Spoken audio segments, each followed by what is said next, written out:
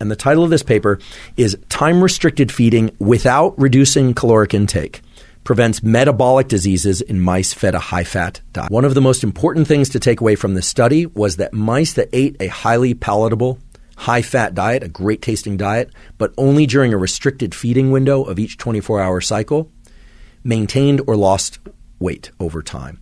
Whereas mice that ingested the same diet, same amount of calories, but had access to those calories around the clock, gained weight, became obese, and quite sick. And as an additional second point, the mice that restricted their feeding window to a particular portion of 8 hours of every 24-hour cycle actually showed some improvement in important health markers. And what was even more incredible is that mice that only ate during a particular feeding window also experienced some reversal of some prior negative health effects. So this study really lit up the world and got people excited about time-restricted eating. Again, they used an 8-hour feeding window. And later we are going to talk about how eating for a time that's restricted to 8 hours versus 10 hours versus 12 hours, for instance, how that impacts various parameters like health parameters and weight loss, etc. It is very important that the feeding window fall during the more active phase of one's day. So for humans, that's typically in the early part of the day or the later part of the day, but not at night, pointing to the fact that eating during the nocturnal phase of the 24-hour cycle is very detrimental to one's health.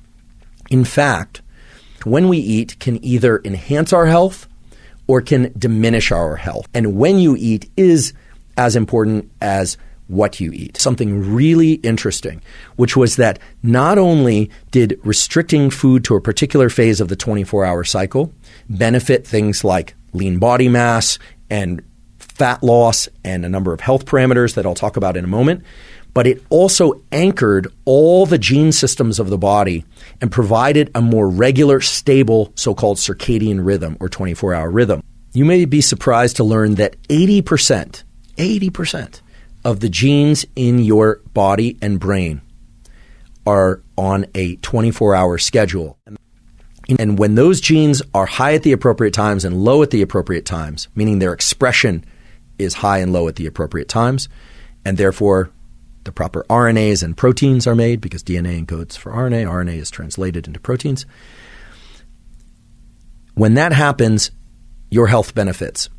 When those genes are not expressed at the right times, when they're high or low at the wrong times of each 24-hour cycle, that's when you get negative health effects. This study showed that when mice restrict their eating to an 8-hour period within the most active phase of their 24-hour cycle, many of the genes that are associated with these so-called circadian clocks, these genes have names like PER, BMAL, CRY1, etc. But for now, we're talking about schedules of time-restricted feeding that involve a window of feeding that falls during your more active phase, so during the daytime, putting aside people that work shift work, during the daytime is when you want to eat.